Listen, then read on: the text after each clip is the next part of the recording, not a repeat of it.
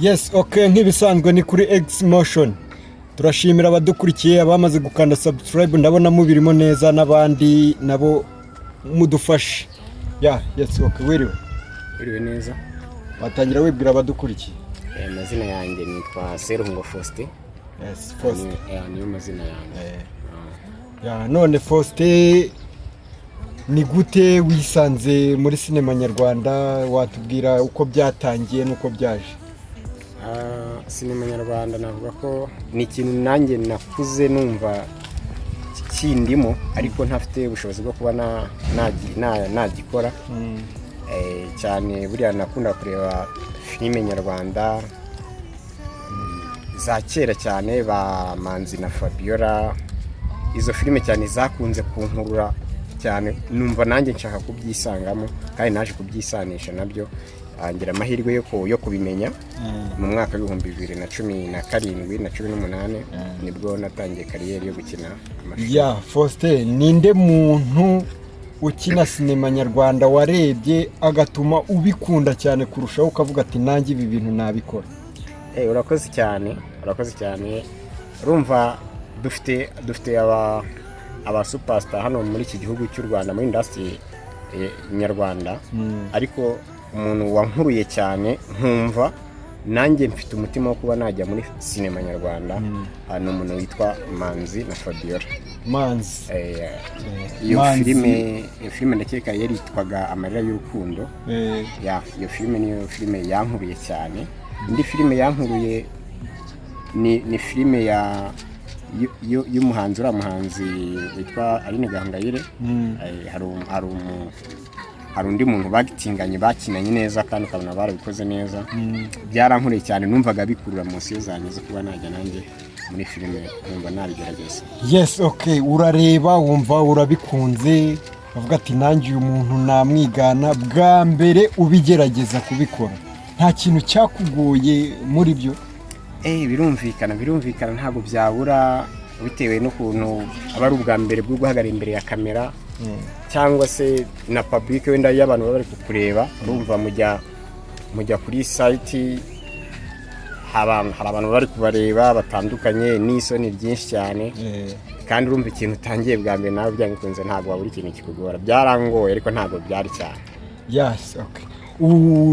Urabitangira ubijyamo, nta kintu cyakubangamiye nk'imbogamizi wabonye zagiye zigutangira na n'ubu wenda zishobora kuba zigihari ni nk'izihe? Navuga wenda imbogamizi ntabwo ibintu byose bari byiza. Imbogamizi ntabwo navuga ko zitabayeho. Urumva umutima warabishakaga, ariko ubushobozi bwo kubijyamo bikabura bikanga. Ariko nyuma nibwo nakomeje gupushinga, ngira umuntu mpura nawe aramfasha, aransportinga, arambwira ati uzaze. Ndagenda ni nk'igerageze banakoze, njya imbere ya kamera birakunda, nuko ngenda nzamuka gutyo gake, na n'ubu ngubu nkaba nkibirimo, nkizamura talent yanjye, ndeko nanjye nagera ku rwego rwo hejuru nifuza kugeraho. Ubu nkaba ndi no gukorera muri company cyangwa se channel ya YouTube yitwa X Motion. Hacaho filime nziza ziryoshye, harimo message nziza ku rubyiruko, kuri buri umwe wese wabasha kubikurikira. Ndabiswa ari ikintu byamwubakamo byanga bikunze. Yes, ikibazo cy'ubushobozi niki, urumva nyine biragora ku bw'ubushobozi. Ngira ngo rero n'abantu badukurikirana batureba, hari ababa bafite ubushobozi, bafite iki, dufite abajeni cyane nk'uyu baba bafite impano bakeneye ko zizamuka. Mujye mudufasha, mubona hari icyo mwadufasha mukadufasha. Yes, ngira ngo hari ikindi ufite wababwira? Urumva filime zirimo amafaranga, zirimo ubuzima, filime yagutunga. Niyo mpamvu ntangurira n'abatureba hano, tuba turi hano ku mbuga nkoranyambaga gutya. Ufite ni business washoramo amafaranga nawe ikakungurika kugeza kure, kandi ugatanga n'akazi ku banyarwanda. Muri make rero buriya kubona support ni byiza, kandi tuba dukeneye support, turakora ariko ntaho turi kwagera. Na n'ubu ngubu nk'abantu wenda babasha kubona iki kiganiro, rwose kudufasha turacyakeneye ubufasha, ntaho twari twagera, turacyari hasi cyane. ariko usanga wenda nk'ibikoresho rimwe na rimwe biri kwanga, nimba wenda se no gutira wenda na kamera iki n'iki, ugasanga ni ibintu biri kutugora cyane, ariko dufite nk'agakoresho kacu byatworohera cyane. Buriya video dukora usanga ni ukwihiringa bya bindi by'iki gihe, urihiringa ukagira iki n'iki, ariko video ikabasha kujya hanze. Ntabwo biba byoroshye, bisaba kugira ngo tubone abaterankunga, waba afite umutima ukomeye, haba diaspora, haba hano mu gihugu imbere, yagira ikintu adufasha, yaba agize neza cyane, kandi hari n'ikintu yaba akoze ku gihugu. Natwe hari message dutambutsa kandi zifasha benshi mu rubyiruko, kandi urabona urubyiruko muri iki gihe ari rwo nkingi y'ubuzima cyangwa y'igihugu cyacu. Yes, okay. Ikibazo cy'ubushobozi gikomeje kuba ikibazo. Ngira ngo mwe mudukurikiye ushobora kuba uvuga ati nabuze business, nagize nabuze ikintu nakora. Hano hari abajeni bafite impano, bafite kuba bakora ibintu birenze, bagashyira ibintu hanze nyine bifatika, ariko ikibazo cy'ubushobozi kikaba gikeye.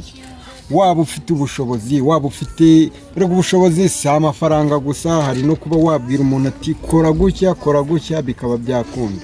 Yes, ngira ngo mbabwire ko buri wese ufite icyo yadufasha, yafasha abantu bafite impano bakagira aho bigeze. Yes.